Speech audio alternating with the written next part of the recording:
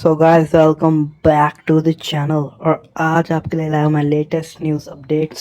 सो let get started. So guys पहली news आ रही है अवनीश सिंह की तरफ से। हाँ जी, अवनीश सिंह एक यूट्यूबर हैं, वाइन बनाते हैं। उन्होंने देखिए ये जो आजकल अभी ना रिजल्ट अनाउंस हुआ है 12th के, तो उसके बाद बहुत मार्क्स डोंट मैटर वगैरह ट्रेंड कर रहा है, तो उसके बारे में उन्होंने कुछ बोला है, देखिए आप। हे गाइस, तो होप करता हूँ आप सब अच्छे होंगे। तो गाइस आप सबसे आज एक टॉपिक पे बात करनी है जो बहुत ज़्यादा चलता आ रहा है, रिजल्ट्स के बारे में। 12th के रिजल्ट आ रखे हैं, 10th के रिजल्ट आ रखे हैं। तो यार जिनके अच्छे नंबर आए उनको सबसे पहले बहुत बहुत कॉन्ग्रेचुलेशंस। ये उनके लिए जो सारे मेरी तरह हैं जिनके खराब नंबर आए। तो गाइस मैं सबसे पहले तो आप लोगों को कुछ बातें बताना चाहता हूँ। लाइफ में खुश रहना, पैसे कमाना, जो दो एक इम्पोर्टेंट चीज़ होती है। जैसे ही हम लोग कॉलेज से, स्कूल से, कहीं से भी डिग्री करके पास होते हैं, लोग कहते हैं कि जॉब क्या है, नौकरी क्या है, कितने पैसे कमाने वाले हो, क्या करने वाले हो। ये मेरे दिल की बात है जो मैं बता रहा हूँ। लोग इसकी बातें करते हैं पर हमें कभी भी स्कूल में ये सारी चीज़ें सिखाई नहीं जाती हैं कि पैसे कैसे कमाना है, खुश कैसे रहना है। सोसाइटी के मेन जो मॉरल हैं, जो हमें सीखने होते हैं आगे बढ़ने के लिए, वो चीज़ें सिखाई नहीं जाती हैं। पूरे स्कूल लाइफ हम लोग किस चीज़ के ऊपर फोकस करते हैं? अच्छे मार्क्स लाने के ऊपर। मेरे भी कुछ कमीने दोस्त थे, हम लोगों ने भी प्लान किया था कि शायद एक अच्छा कॉलेज मिल जाएगा, अच्छे नंबर से पास होंगे, पर नहीं हो पाया यार। मतलब 42%, 49% अच्छे नंबर नहीं आ पाए। बहुत से हमारे टॉपर थे जो अच्छे अच्छे स्कूलों में एडमिशन लेने चले गए, कॉलेजेस में एडमिशन लेने चले गए। तो गाइस जो मैं आपसे सबसे पहली बात बोलूँगा और सबसे इम्पोर्टेंट बात, यार दूसरे क्या बोलते हैं उससे फर्क नहीं पड़ता। फॉर एग्जाम्पल मुझे एक्टिंग करनी है।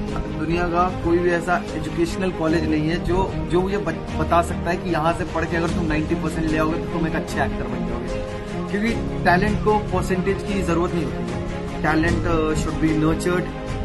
मतलब आपको अपने टैलेंट के ऊपर काम करना पड़ता है, अपनी कला को अच्छा बनाना पड़ता है। तो मैं आप सबको यही सजेस्ट करूंगा गाइस कि अगर आप टैलेंटेड हो ना तो फर्क नहीं पड़ता कि आपके 50% आए या 100% आए। क्योंकि जब आप उस टैलेंट को परफॉर्म करोगे ना तो कोई आपसे नहीं पूछेगा कि आपने 12th क्लास में कितने नंबर पाए, कौन से सब्जेक्ट में बैक आई या कौन से सब्जेक्ट में आपने टॉप किया हुआ है। दूसरी चीज, लोग क्या बोलते हैं उससे फर्क नहीं पड़ता।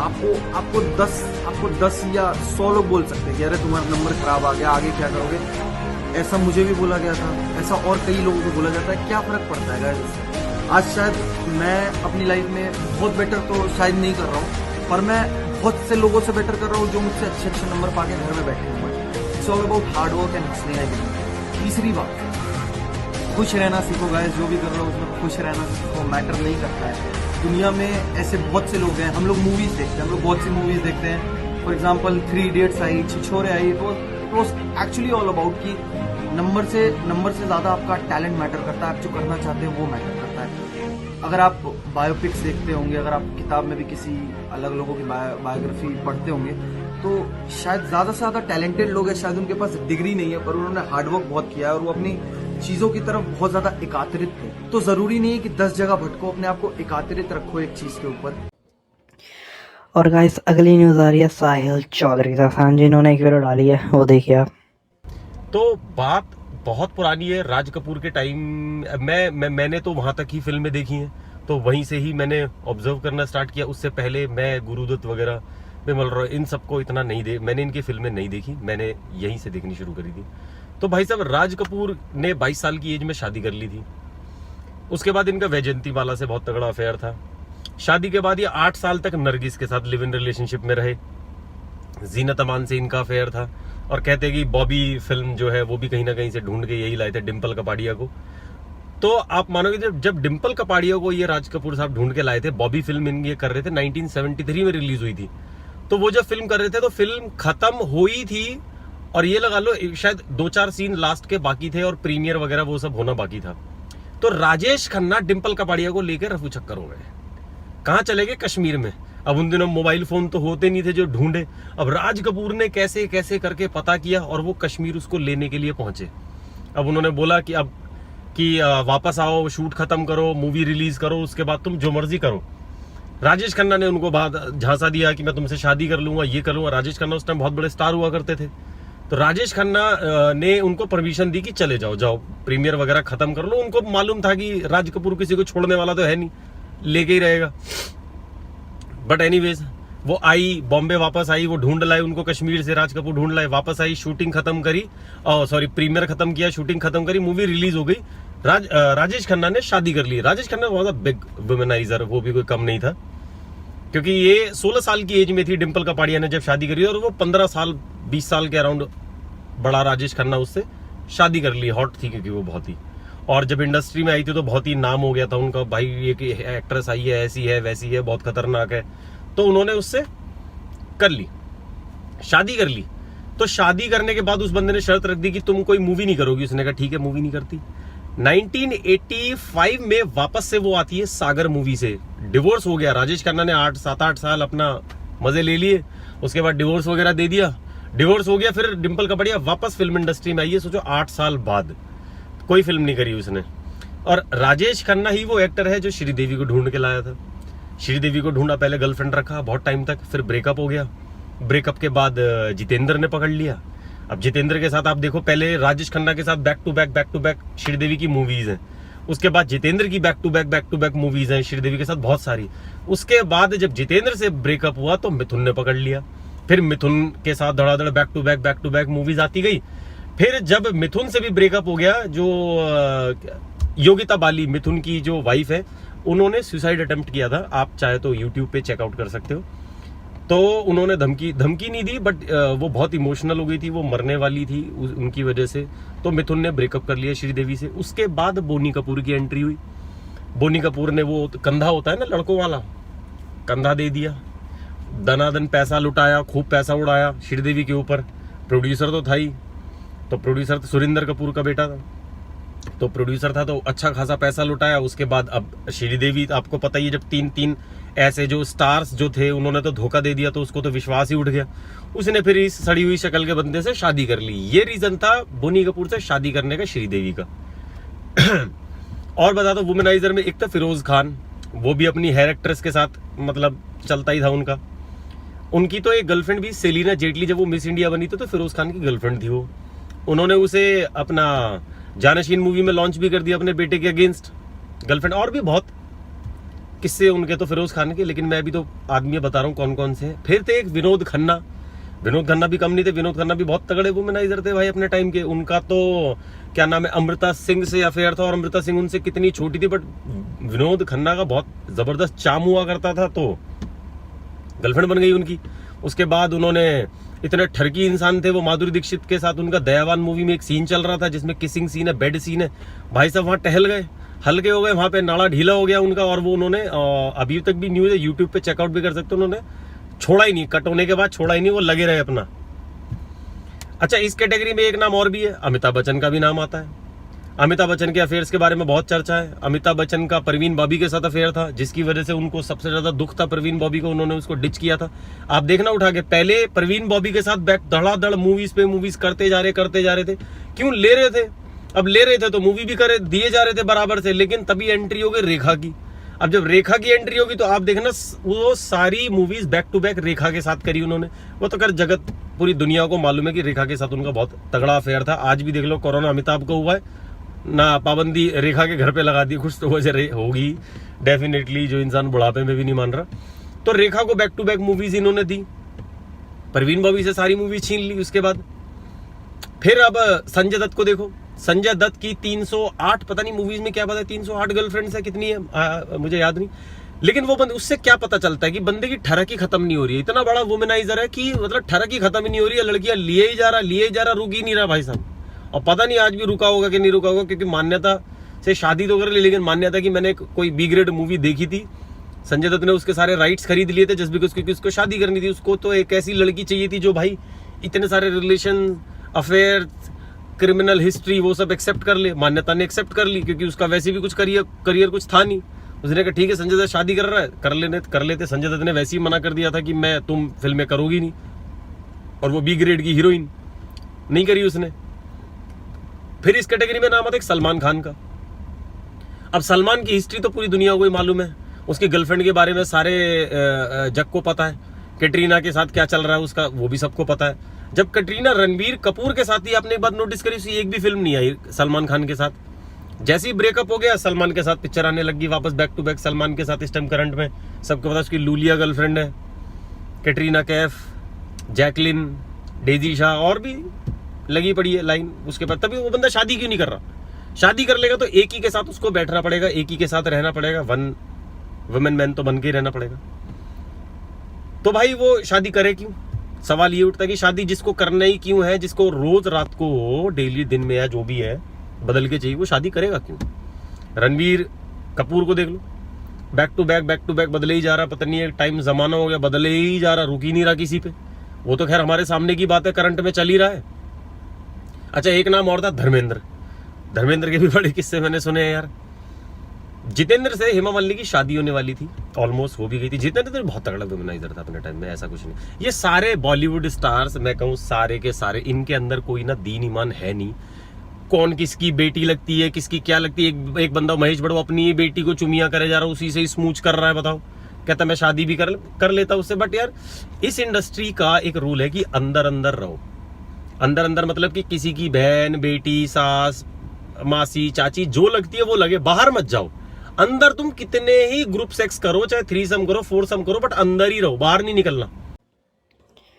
और अगली न्यूज़ आ रही है अलविश यादव की तरफ से। हाँ जी, अलविश यादव एक कॉमेडियंस जो क्या कहते हैं, जिन्होंने भी ये पूरा, जिनकी वजह से ये पूरा भांग भोसड़ा हुआ है, हर किसी को हिट मिल रही है, तो उसके ऊपर एक ये रोस्ट वीडियो तैयार कर रहे हैं अलविश यादव। स्क्रीनशॉट अगर मैं ढूंढ लूँगा तो कैसे लगा दूंगा, क्योंकि वो इसका मिल नहीं पाया मुझे स्क्रीनशॉट, सॉरी उसके लिए। और अगली न्यूज़ आ रही है पायल रोहतगी जी की तरफ से। उन्होंने अमिताभ बच्चन के सर के बारे में कुछ बोला है, वो देखिए।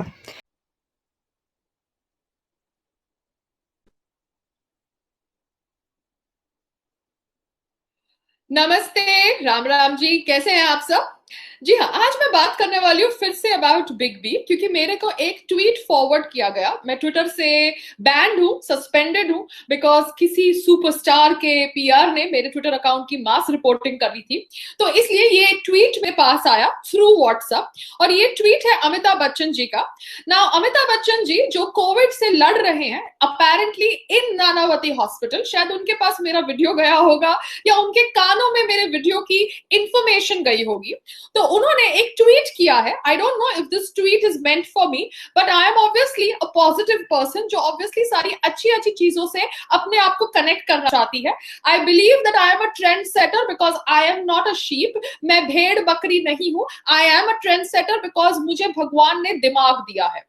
सो अमिताभ बच्चन जी का ट्वीट है कि they that express jealousy, they who ever dislike all others, who remain dissatisfied, angered, ever doubting, those who live off others, these 6 kinds of individual shall remain filled with sadness. Oh my God. आपको whenever possible save ourselves from such trend setters. तो मुझे लगता है कि people who are talking about Amitabh Bachchan and his hypocrisy about COVID video and Nanavati doctors and nurses video, शायद उनके ऊपर ये अपना so called pent up frustration निकाल रहे हैं। तो अमिताभ बच्चन जी, कोविड के टाइम पे आप इतना मोबाइल मत देखिए, please take care of your health. आप नानावती हॉस्पिटल में है, जिस हॉस्पिटल को शायद आप बहुत प्रमोट करना चाहते हैं। So I think you should just relax. मगर आपने ऑब्वियसली ये 6 एडजेक्टिव्स लगाए हैं over people who are calling out your hypocrisy. तो सबसे पहले मैं आपको कहना चाहती हूँ कि और अगली न्यूज़ आ रही है अक्षय चौधरी ने एक IGTV वीडियो डाली है अगेंस्ट हिंदुस्तानी भाव। हाँ जी, अगेंस्ट हिंदुस्तानी भाव, तो आप देख सकते हैं। तो यार मुझे नहीं पता मैं ये वीडियो क्यों बना रहा हूँ, इसीलिए मैं इसको IGTV पे पोस्ट करूंगा। मैं थोड़ा कंसर्न्ड हूँ अपने फ्यूचर को लेके, जो एक क्रिएटर का फ्यूचर होता है, बाकी लोगों का जो यूट्यूब पर है, इंस्टाग्राम पर है, जो इन्फ्लुएंसर्स, उनके फ्यूचर को लेके, जो वर्बली बहुत सी चीजें एक्सप्रेस करते हैं, भले ही वो किसी भी कम्युनिटी से हों। पहली चीज ये है कि जो गाड़ी वाले इन्फ्लुएंसर है, मैं लोगों से पूछना चाहता हूँ, जो गाड़ी वाले इन्फ्लुएंसर है, चलो शुरू में फनी लगते थे, 1-2 चीजें हर किसी की वायरल हो जाती है, ठीक है, ढिंचक पूजा की भी हुई, तो क्या आपको लगता है कि वो कुछ प्रोडक्टिव करते हैं? एक गाड़ी में कैमरा खोल के दनादन गालियां बकना, और गालियां छोड़ दो यार, हर कोई गाली देता है, मादरचोद बहनचोद बहुत कॉमन है, सब कुछ बहुत कॉमन है, स्लैंग बहुत कॉमन है। अगर आप क्रिएटिव कुछ बना रहे हो आप दे सकते हो, लेकिन उस चीज को बताना, पूरा उसको टेक्निकली एक्सप्लेन करते हैं, तेरी माँ के मैं ऐसे डाल दूंगा, तेरी बहन को ऐसे कर दूंगा, मतलब इनके एक सेंटेंस में एक वीडियो में इतनी गाली होती होंगी कि पूरे रोस्टर के पूरे करियर में भी गाली नहीं होती होंगी। ये माना जाता है कि रोस्टिंग कम्युनिटी सबसे ज्यादा गालियां देती है, लेकिन मुझे नहीं लगता कि कोई रोस्टर जो सबसे ज्यादा भी गालियां बकता होगा उसके पूरे करियर में भी, या जो इंसान नॉर्मली गाली बकता होगा वो पूरी जिंदगी में भी इतनी गाली देता होगा जितना इन्होंने कंटेंट क्रिएशन में अपनी लगा रखी है। अब मैं थोड़ा कंसर्न क्यों हूं, एक्चुअली क्या होता था पहले यूट्यूब पे येलो डॉलर नहीं होता था। येलो डॉलर का मतलब होता है आपकी वीडियो कोई पैसा नहीं कमाएगी क्योंकि आपने उसमें कुछ अग्रेसिव कर दिया है, कुछ ऐसा कर दिया जो स्लाइटली रूल्स के अगेंस्ट है। तो येलो डॉलर कब होना शुरू हुआ, मतलब ऐसा माना जाता है, मिसकंसेप्शन है या सच है ये मैं नहीं बताऊं, मैं नहीं जानता। एक तो ये कि कुछ लोगों ने बहुत अग्रेसिव कंटेंट पोस्ट करना शुरू किया था जो रोस्टर्स ही थे बाहर या रिएक्शन देते थे, और दूसरी चीज ये कि आईएसआई और इस तरह के लोग यूट्यूब पे वीडियो डालने लगे थे जहां पे लोगों को मारते थे ये सब। तो कुछ बड़े ब्रांड्स के एड चलते थे क्योंकि यूट्यूब का सिस्टम ऐसे तो नहीं ना, जब तक वीडियो रिपोर्ट नहीं होगी उसको वो डिटेक्ट ही नहीं करता। तो वहां पे बड़ी बड़ी कंपनी के एड चलते थे और वो लोग भी उससे पैसा कमाते थे। तो उन बड़ी कंपनीज ने ये बोला यूट्यूब को कि भैया एक ऐसी वीडियोस पे हमारे ऐड चल रहे हैं, लोग जो है इतना ज्यादा ऑफेंड हो गए थे उस चीज से, तब जाके यूट्यूब येलो डॉलर लाया था कि कुछ ऐसा होगा, हमारा सिस्टम ऐसा डिटेक्ट करता है तो उसके बाद येलो डॉलर हो जाएगी वीडियो, और उसके बाद आप एक बार रिक्वेस्ट कर सकते हो, और अगर तब भी रिक्वेस्ट में भी मैन्युअली भी रिव्यू में वो ऐसा पाया गया तो आपको कोई पैसा नहीं मिलेगा। येलो डॉलर होती। आज के टाइम पे हैरेसमेंट बुलिंग के रूल्स आ गए क्योंकि बहुत से लोगों ने कुछ हद ही मचा दी थी कि एक चैनल ही किसी पर्टिकुलर बंदे को हमेशा रोस्ट, या रोस्ट छोड़ दो यार, रोस्ट एक बार होता है, दो बार होता है, रोज रोज एक ही बंदे को टारगेट करने के लिए बना लिया था। तो हैरेसमेंट बुलिंग आ गई थी कि आप रोज रोज एक ही बंदे को हैरेस कर रहे हो तो वो कंप्लेन करके चैनल हटवा देगा, वीडियो हटवा देगा। तो आज जैसे ये लोग दनादन गालियां बकते हैं, इवन खुल्लम खुल्ला रेप थ्रेटर रेप को भी टेक्निकली बता रहे हैं कि कैसे होगा कैसे नहीं होगा, जस्ट बिकॉज वो किसी चीज से ऑफेंड हो गया। अब वो चीज छोड़ दो यार, अग्रिमा और मिश्रा की मैं बात नहीं कर रहा, उसका जो ऑफेंसिव था क्या था, उसने क्या बोला क्या नहीं था, मैं किसी को भी यहाँ जस्टिफाई करने नहीं आया। मैं सिर्फ ये बोलना चाह रहा हूँ बहुत से लोग आ गए, it's not about Shubham Mishra या हिंदुस्तानी भाऊ, उनके अकेले के लिए नहीं है, बहुत लोग आ गए अब जो गाड़ी में बैठ के ऐसे गालियां देते हैं। तो कल को जब सोशल मीडिया को, यूट्यूब को, फेसबुक को, इंस्टाग्राम को ये चीज पता चलेगी कि कुछ लोग हैं जो वेरीफाइड भी हैं, जिनके इतने फॉलोअर्स हैं, उनकी वीडियो लोग शेयर करते हैं और बार बार उन पे केस हो रहे हैं, बार बार वो रेप थ्रेट दे रहे हैं, डेथ थ्रेट दे रहे हैं, वो नेशन के नाम पे, आर्मी के नाम पे कि आर्मी की रिस्पेक्ट करते हैं हम, ये फले गॉड की रिस्पेक्ट करते हैं, हम अपने रिलीजन की रिस्पेक्ट करते हैं। किसी रिलीजन या गॉड के अगेंस्ट नहीं हूं, सब दोनों ही तरह हर रिलीजन के लोग आ गए हैं। मैंने कुछ हिंदू लोग भी देखे हैं, मैंने कुछ मुस्लिम लोग भी देखे हैं जिस तरह की वीडियोस बना रहे हैं, तो किसी पर्टिकुलर रिलीजन के लिए नहीं, और क्रिएटर हर रिलीजन से है आज यूट्यूब पे, तो मैं सबके लिए बात कर रहा हूँ। तो क्या कल को ये सोशल मीडिया जब इनके पास इतनी कंप्लेन जाएंगी, रोज रोज चैनल हटेंगे, क्या ये कोई फिर स्ट्रिक्ट एक्शन नहीं लेंगे? बिल्कुल ले लेंगे, और उसके बाद हम जैसे क्रिएटर सफर करेंगे। अगर कल को आज स्लैंग अलाउड है, आप कहीं पे भी, आप यूट्यूब ओटीटी प्लेटफॉर्म ने सिर्फ ये बोल रखा है कि आपके अंदर क्रिएटिविटी होनी चाहिए, आपके अगर क्रिएशन, आप अच्छी एडिटिंग कर रहे हो, आप अच्छे से वीडियो डाल रहे हो, आपके पास अच्छी रिसोर्सेज हैं, आप अच्छे लग रहे हो लोगों को, आपका एंगेजमेंट अच्छा है, तो ऑब्वियसली आप कर सकते हो, आप स्लैंग दे सकते हो, आप रिएक्शन दे सकते हो, आप ऑफेंड भी हो रहे हो। बल्कि जो अग्रिमा वाला हुआ सीन, उस पे ऑब्वियस सी बात है, चलो ऑफेंड हो जाते हैं लोग, लोगों को पूरा हक है ऑफेंड होने का, तो आप बना सकते हो, आप बिल्कुल अपना जो है, आप जो ऑफेंड हुए हो आप उसको एक्सप्रेस कर सकते हो, लेकिन इस तरीके से एक्सप्रेस करोगे। कल को मेरा कहने का बस इतना ही मतलब है, इस वीडियो का यही कंक्लूजन है आज आईजीटीवी डालने का, कि यार अगर तुम ऐसे लोगों की वीडियो शेयर करोगे, ऐसे लोगों को इन्फ्लुएंसर बनाओगे, तो कल को हम लोग सफर करेंगे, क्योंकि इनकी वजह से बहुत जल्दी रूल रेगुलेशन चेंज हो जाएंगे, और जो ओटीटी प्लेटफॉर्म है, यूट्यूब हो गया, फेसबुक हो गया, इंस्टाग्राम हो गया, वो दूसरे क्रिएटर्स के लिए भी वो रूल लगा देंगे, वो सिर्फ पर्टिकुलर किसी एक बंदे के लिए नहीं लगाएंगे, और फिर हम लोग कुछ भी नहीं कर पाएंगे। सरकाज़म करना ऑलरेडी हमारी कंट्री में बहुत भारी हो चुका, और अगर यही सब चलता रहा, तुम लोगों को इनकी इन हरकतों पे हंसी आती होगी, तो जो लोग सच में तुम्हें हंसा सकते हैं वो कुछ भी नहीं कर पाएंगे फिर। और अगली न्यूज़ भी हिंदुस्तानी भाव की तरफ से आ रही है, आजकल बहुत चर्चा में है। तो इनकी इस वीडियो में उन्होंने बताया कि अब वीडियो वगैरह बनाना छोड़ रहे हैं, कभी कभार लाइव आया करेंगे, बस देखिए अब इन्होंने क्या कहा है।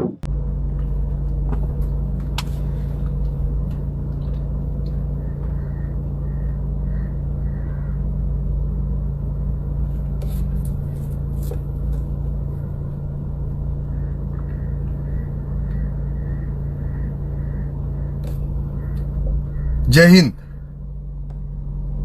कैसे आप लोग? ठीक है ना? आज इसके लिए लाइव आया कि अभी आज के बाद गद्दारों को जवाब मैं नहीं देगा।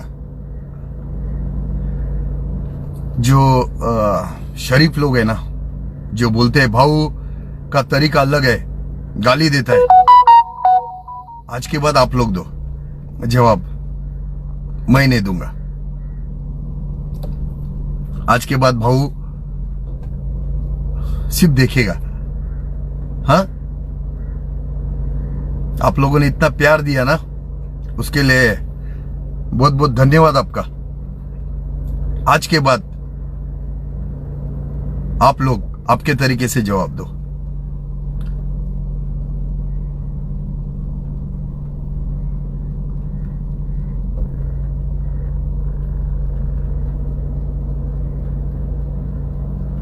क्योंकि कितना भी अच्छा करने के बाद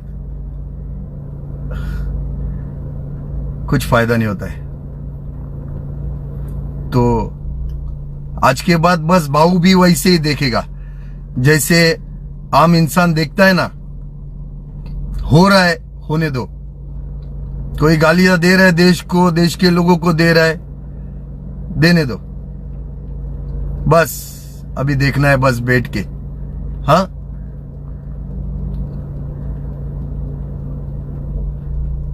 तो अभी शरीफ लोगों के हवाले आप लोग देख लेना, आप लोग वीडियो बनाना। आप लोग वीडियो बना लेना। अभी अब भाऊ वीडियो नहीं बनाएगा। कभी कभी आऊंगा आपके साथ ऐसे ही लाइव पे बात करने के लिए, मगर फिलहाल अभी इन लोग को करने दो।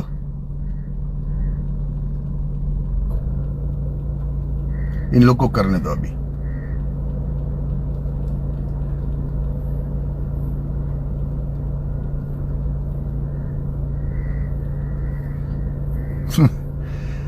क्यों भाई? क्योंकि वो मेरी बातें कड़ी होती है ना, इसकी वजह से। तो अभी जो जितने भी महान लोग हैं जो सवाल उठा रहे ना कि भाऊ गालियां दे रहा है, गालियां देता है लोगों को, हाँ, मगर आज तक ये किसी ने देखा नहीं कि मैं गालियां किसको दिया।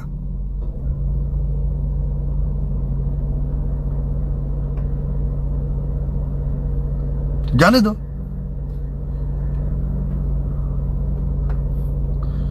अभी उनको करने दो जो करना है वो। मैं कभी कभी आपसे लाइव पे बात करने को आया करूंगा। हाँ, मिलेंगे अपन ऐसे। अपना ख्याल रखो, अपने फैमिली का ख्याल रखो। ये देश को आप लोगों की जरूरत है, भाऊ जैसे लोगों की नहीं, समझा? तो आप